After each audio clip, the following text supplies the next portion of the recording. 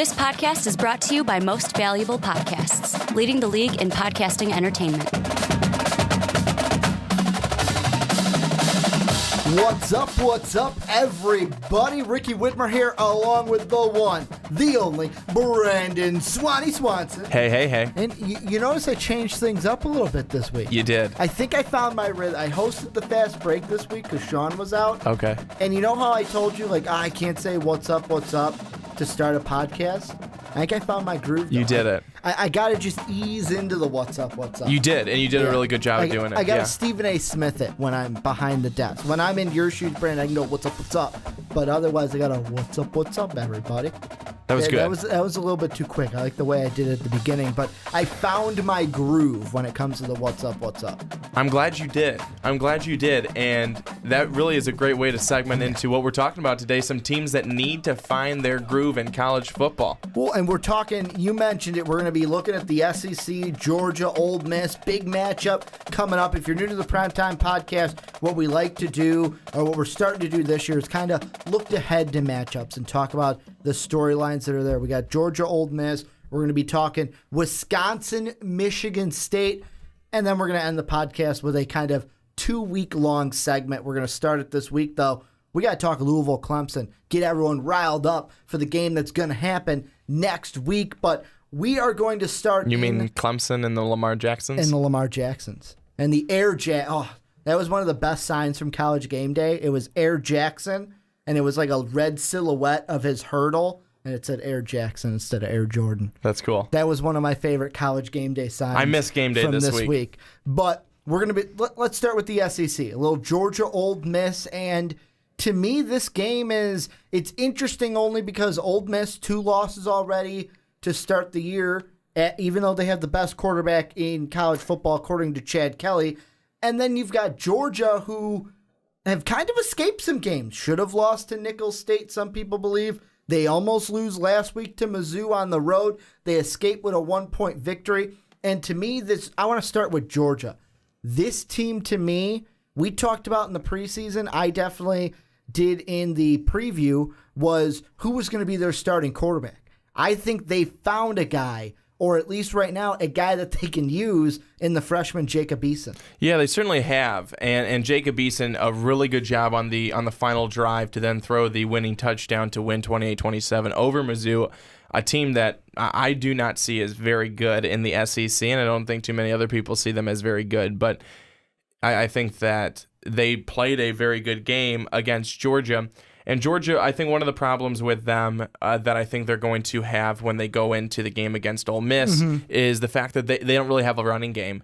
Nick Chubb has really been bottled up, 19 carries, 63 yards outside of that week 1 performance where he had 200 yards and a couple of touchdowns. He hasn't been very good. There haven't been any running lanes for him. The offensive line hasn't been opening up any holes for him to get the football going and get running for some big explosive plays. And part of that's on Chubb, I think, but part of it's also the offensive line helping him to open up some holes, some gaps for him to run through.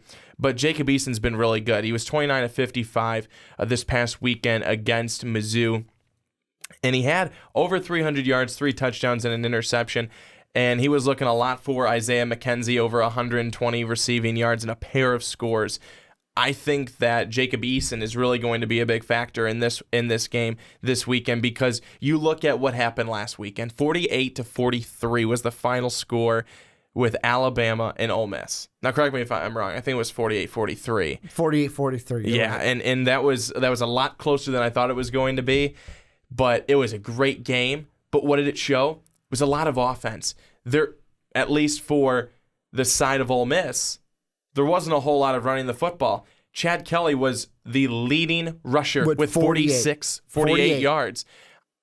I mean, my goodness. And if that's anything how it's going to be this weekend, the game is back in Mississippi, and it's going to be huge. Ole Miss, 2 losses on the season now. Their hopes are pretty much done for a playoff spot. Are they, though? Yeah. Are they? Because, I think so. I mean, I think so. We've talked about it a few times on this podcast before. Could this be the year where a 2-loss team sneaks in and gets into the college football playoff? However, they are in the SEC, which may be harder. I think that's one of the things that's going to be really difficult is because you look at the teams that would have, 2 losses at the end of the season. Well, Alabama's not losing 2 games. They may lose 1 if they're lucky. Well, if other people are lucky, it would be. I think that when you have to look at the conference too, and if you lose 2 games in the SEC, that's like losing 4. I mean, honestly, you might as well, because either way, you're probably not going to make the college football playoff. Another team, and I know that we're not talking about this on this podcast, it's Notre Dame. That hurts them big time because they're not even in a conference. They're not even in a conference, and they've lost 2 games. And the thing that helps Ole Miss is I say, well, Alabama's not going to lose 2 games. Alabama doesn't need to lose 2 games. Well, they do because they beat Ole Miss. So they got to lose 2 conference games just to get, because Ole Miss is 0. They're only 0-1. Their other loss came to Florida State. However, because that loss in conference was to Alabama, Alabama's got to lose 2 games to lose on that side. Plus, you got Texas A&M playing strong. LSU's been kind of there, even though their loss came in non-conference as well. LSU, there's really nothing right now that LSU is doing that is like, whoa, LSU looks pretty good. They lost that first week in a really hard-fought game, rather, against Wisconsin. But there's nothing that's coming out to me and standing out to me saying, wow, this LSU team is really good. They still aren't sure of who they're going to play at quarterback. They really don't know because Brandon Harris didn't seem to work out. Ricky, I texted you over the weekend, and I said on one of the podcasts, what was it, just a couple weeks ago, I'll give him about till week 5, week 6. They gave him 1 week. Yep. And he couldn't figure it out, and they went with a different guy. And I think that right now LSU is really kind of wondering what's going on. I think they're really wondering what's going on. They're at the bottom of the rankings. I think that there's other teams that are looking better than them right now, and that's Georgia. A lot of things are we're going to see a lot more after this weekend's game with Georgia and Ole Miss definitely trying to play spoiler here to Georgia and hand them a loss. Tennessee is another team as well, and Florida, a sneaky Florida team, I think, that's been playing well. People can say they really haven't played anyone. You're absolutely right. But I think Florida will play someone when they play Tennessee this week. Yes, they're going to have a really good matchup this weekend, Florida and Tennessee. And Tennessee, it was a close one last week against Ohio, but I think really to kind of bring it back. But against Ohio, that's the thing. These are opponents that Tennessee should be blowing out. That's what I'm trying to say. Yeah. I think they only won like 28-19. And they almost lost to Appalachian State. Yeah, so I think that Tennessee right now, they're a team that's undefeated. Florida's undefeated. Georgia's undefeated. All these SEC teams that aren't Alabama. Texas A&M too. Texas A&M is a surprise team that we thought, okay, Kevin Sumlin, we think he's losing hold of his grip on this program. Clearly not, and that's really good because I like to see Texas A&M do well. But I think that is a surprise right now. But going back to the Georgia and Ole Miss game, it's got to come down to the running back. Georgia's going to have to be able to put up points. Jacob Eason's going to be called upon. He threw it 55 times this last weekend. Will he throw it 55 times again? Maybe a little less. But hopefully Eason doesn't have to, because hopefully they're able to open up the running lanes for Nick Chubb. Because if they can't, I think they are going to struggle, because I don't think that Georgia is going to be in a... They were able to come back against a Missouri Tiger team, but are they going to be able to come back against an Ole Miss Rebel team that can be very explosive, score very quickly, and make you pay? Well, here's the thing I think of, and it's kind of the tale of 2 losses, I'm going to call it, for Ole Miss. When the Bulldogs are coming in, you see 2 different ways that a team beat Ole Miss this season. How did Alabama do it? Well, you had Hurst through the air. He only threw 31 passes for 158 yards. He completed 19 of those passes, by the way, but didn't score a touchdown through the air. However, on the ground, Hurts beat them with his legs. He hurt him. 146 yards on the ground. That's not taking into effect Damian Harris's 144 and 1 tutty that he has. I mean, I look at the running backs. I look at what Harris did for the Crimson Tide. Got into the end zone once, almost 150 yards. Then I look back to the Florida State game. Dalvin Cook struggled in that one. He's been struggling this season. Some are asking Jimbo Fisher, what's wrong with the Heisman candidate? Jimbo says there's nothing wrong. But Dalvin Cook was still able to get 91 yards on the ground and in the second half, despite a fumble that should have went in for the touchdown on a reception, still had over 100 yards receiving. So I think Georgia, if they're going to win this game, they got to get Nick Chubb going against this defense because that's going to take pressure off of your freshman quarterback, because I think if this gets into a situation where it's a tick for tack kind of a game where like Ole Miss takes the lead, Georgia takes the lead, Ole Miss takes the lead, and it comes down to a final drive down by 3 or down by 7 or down by whatever, I think Jacob Eason is set, like he's showed us, is what I'm trying to say, that, you know what, this kid may have it in him. But this is a pretty big stage. Like you said, this is a better team than the Mizzou Tigers.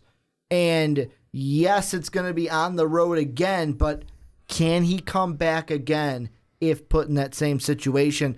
That's not something you bet on twice with a freshman quarterback. And I mean, they look at Jacob Eason as being a superstar. They look at him as being really, really good. But again, people have to remember he is just a true freshman, but one who's going to be very, very good. And I think one who's, they've been saying it. I mean, he's picking it up quickly. He's learning fast. And for him to be learning each and every week and having to learn really quickly, for them to be 3-0, that's really impressive. And I think that definitely says something for this Georgia Bulldog team. But then when you look at Ole Miss, I think that they're very impressive. Being able to see them against Alabama last week, they're a good football team. They're a very good football team. Well, they just ran into Francois, who had a Jameis Winston-like second half after getting yelled at by Jameis himself. And then they just ran into the best team in college football, even though I would love to say Louisville is the best team in college football, but they ran into the Roll Tide. They certainly did. And I think that one thing that Georgia's going to have to be very aware of, they have only 3 sacks on the season. 2 of them coming against Nicholls State. And Chad Kelly, you give him time, he showed what he can do, and you have to be able to put pressure on him. And if they can't do that, if Georgia is incapable of putting pressure on Chad Kelly, they're not going to have success. It's just not going to happen. And I think that's one of the biggest things for Georgia. They need to find a pass rush. Again, only having 3 sacks on the season, 2 against one team, that's not very good. Also, I think that Georgia has a pretty good secondary. Yes, 3 touchdowns against them last week, but they also intercepted 3 passes. They've intercepted 5 in the last 2 games. That's impressive. So I think that that's going to force Kelly to probably be very accurate with his throws.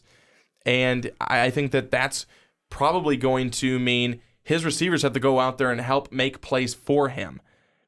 I think that that's going to be very interesting. I'm very interested to see that matchup, those wide receivers from Ole Miss against the cornerbacks and the safeties from Georgia, because I really think that will be a good one, especially with the way that Georgia's defense can play. Maybe not so much of how they played this past weekend, but how they can be. They really can put up some good numbers for the team, because they're going to get a lot of interceptions. They're going to return some interceptions for touchdowns. I'm going to give you 3 keys, and the way these keys are going to go is if one team does it, they're going to win. If the other team's able to be on the other side and make the other team not do this, they're going to win.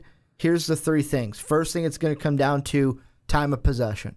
I look at both the losses for Ole Miss. For Florida State had the ball 42 minutes in that game compared to 17 for Ole Miss. Alabama, 35 minutes compared to 24 for Ole Miss. So if the Bulldogs can control the time of possession, boom, you're going to be in good shape, because that means, guess what, Chad Kelly is going to be off the field. How do you do that? You get Nick Chubb going. Number 2, like you said, force Chad Kelly into turnovers. Force this team into turnovers. Yes, Alabama committed a turnover in their game, but they forced Ole Miss into 2. Florida State did not commit a single turnover. Even Dalvin Cook, when he fumbled, he got that ball back. 4 turnovers for Ole Miss in that game. So that's number 2. Number 3, that Georgia defense got to get off the field. Got to get off the field when it gets to third down. 5-11 was the third down conversion rate for Ole Miss against Florida State. 5 of 15 against Alabama. Those 3 things. Whoever wins the side, time of possession, if Ole Miss can stay on the field in third downs, and then the last one, whoever wins the turnover battle. Those are the 3 games, and that's how we're going to decide a winner, with those 3 things. So one of the interesting things is the fact that this is going to be the 3rd freshman quarterback that Ole Miss has faced this season. But this one, Jacob Eason, he's not mobile. He does not move. He's not going to get 150 yards like Hurst had. So if the pass rush for Ole Miss ever thought that they would have a chance to try and go after a young kid, this is the week to do it. And let's see how successful they can be. And let's see if the defensive front, let's see if the offensive front for Georgia can try and hold them off, stave them off, and give Eason enough time to be able to make some plays. Well, and that just even makes I'm going to kind of sound like a broken record here, guys, so stay with me. That's why Nick Chubb is the most important thing in this game. Because I didn't even think about it, and that's a great point that you made, where Francois, dual threat quarterback. You have Hurst, can beat you with both his arm and his leg. Eason's not going to do that. Eason's got his arm, and he's not that mobile. How do you help a non-mobile quarterback out? You get that defense on their heels early by running the ball, getting some different schemes in there to where you're maybe doing some play action where the defense is, we got to get the running back. Oh, wait, no.